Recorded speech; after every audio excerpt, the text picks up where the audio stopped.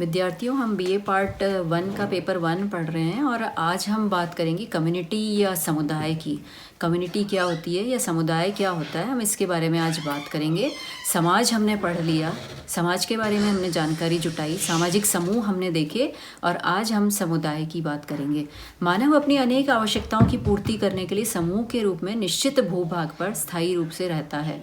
इन प्रादेशिक समूहों में अनेक छोटे छोटे आकार प्रकार होते हैं जिनको सरल भाषा में समुदाय या कम्युनिटी कहते हैं।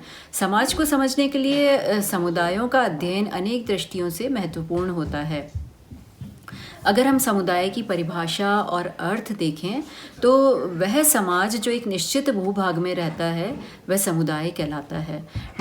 किंग्सले डेविस ने ह्यूमन सोसाइटी नामक अपनी पुस्तक में कहा कि समुदाय सबसे लघु क्षेत्रीय समूह हैं जिनमें सामाजिक जीवन के सभी पहलू आ सकते हैं। यह हम कह सकते हैं कि समुदाय एक सीमित क्षेत्र में सामाजिक जीवन के पूर्ण संगठन को कहते हैं। तो समुदाय क्या हुआ? एक लघु क्षेत्रीय समूह है जिसमें सामाजिक जीवन के सभी पहलू आते हैं। अब हम अगर देखें तो समुदाय हम किसे कह रहे हैं?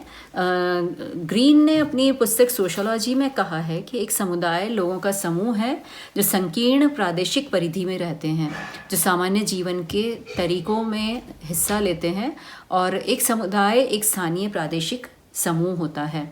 तो इस तरह से हमने समुदाय की परिभाषा देखी और हमें ये समझ में आया कि मनुष्यों का एक समूह जो एक निकटवर्ती भौगोलिक क्षेत्र में निवास करता है, जिसमें रुचियों और क्रियाओं के समान केंद्र होते हैं और जीवन की प्रमुख बातों में मिलकर कार्य करते हैं, उसे हम समुदाय कह रहे हैं। अब हम बात करेंगे समुदाय के तत्व की, एलिमेंट्स ऑफ कम्युनिटी। कम्युनिटी के अंदर, समुदाय के अंदर कौन कौन से तत्व पाए जाते हैं? तो इसके अंदर एक निश्चित भूभाग होता है, डेफिनेट टेरिटरी होती है, इसका एक विशिष्ट नाम होता है, यानी प्रत्येक समुदाय का विशिष्ट नाम होता है, पर्टिकुलर नेम होता है, और विशिष्ट नाम के द्वारा अन्य समुदाय के सदस्य भी उन्हें पहचानते हैं कि कौन किस समुदाय का सदस्य है, समुदाय कहाँ स्थित है, कौन कौन उसके सदस्य हैं, इसकी क्या क्या विशेषताएं हैं, वह समुदाय अच्छा है अथवा बुरा है। तो इसलिए इसका एक पर्टिकुलर नाम होता है, विशिष्ट नाम होता है।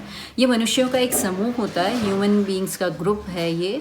साथ साथ इसमें सामुदायिक भावना पाई जाती है, इसके अंदर कम्युनिटी सेंटिमेंट्स पाए जाते हैं, समानताओं के क्षेत्र होते हैं, ये एरियाज़ ऑफ लाइकनेस हैं। आर्थिक, सामाजिक, सांस्कृतिक, धर्म, विचार, कानून, न्याय, संपत्ति आदि क्षेत्रों में समुदाय के सदस्य एक से होते हैं, इसलिए उनकी एकता भी यांत्रिक होती है। इसका जन्म स्वतः ही होता है, समुदाय का जन्म स्वतः ही होता है, इसलिए ये इसको हम कह रहे हैं स्पॉन्टेनियस बर्थ है। जब अनेक स्त्री पुरुष किसी एक स्थान पर कुछ समय तक रहते हैं और अपना जीवन यापन करते हैं तो वह स्वतः ही समुदाय का रूप ग्रहण कर लेता है। इसमें एक सामान्य जीवन होता है, सभी की कॉमन लाइफ होती है, स्थान का स्थायित्व होता है, लोकेलिटी इनकी परमानेंट होती है और सेल्फ सफिशिएंट होता है समुदाय। अब हम छोटे और बड़े समुदाय की बात करेंगे। स्मॉल एंड ग्रेट कम्युनिटीज़ की अगर हम बात करें तो जनसंख्या, भौगोलिक क्षेत्र और संबंधों की परिधि के आधार पर समुदाय के लघु और बृहद प्रकार होते हैं। आदिम समाज और ग्राम छोटे समुदाय के उदाहरण होते हैं। राष्ट्र और महाद्वीप बड़े समुदाय के उदाहरण होते हैं। ग्राम, कस्बा, नगर, प्रदेश, देश, राष्ट्र आदि समुदाय के विभिन्न प्रकार होते हैं।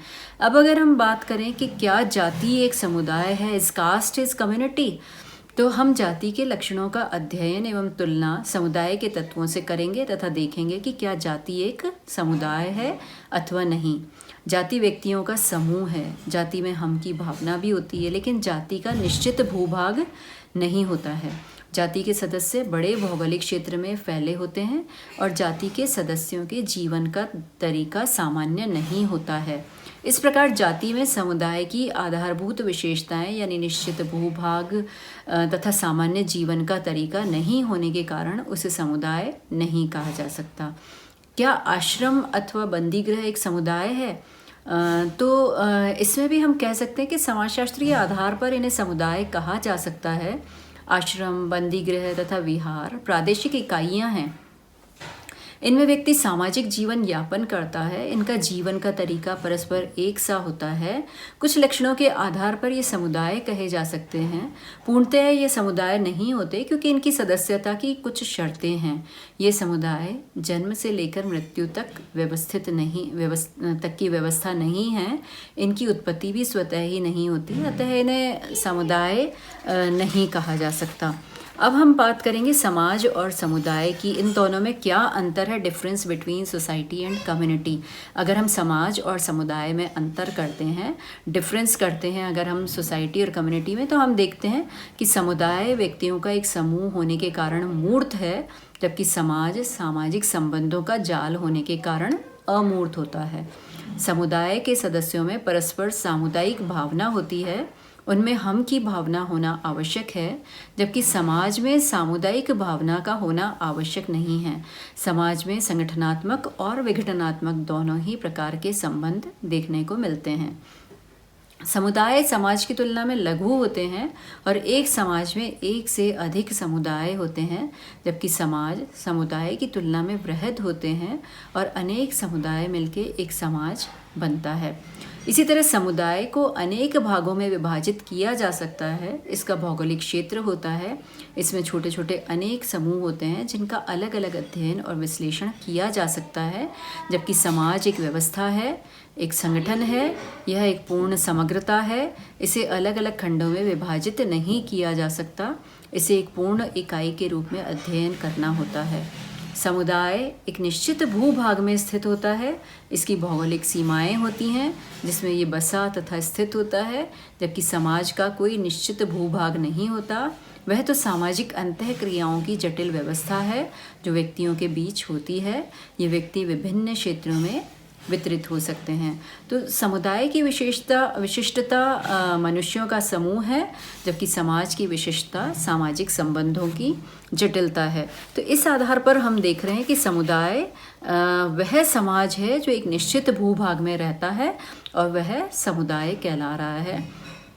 तो प्रादेशिक समूहों के छोटे छोटे बड़े आकार प्रकार होते हैं जिनको सरल भाषा में हम समुदाय कह रहे हैं। धन्यवाद।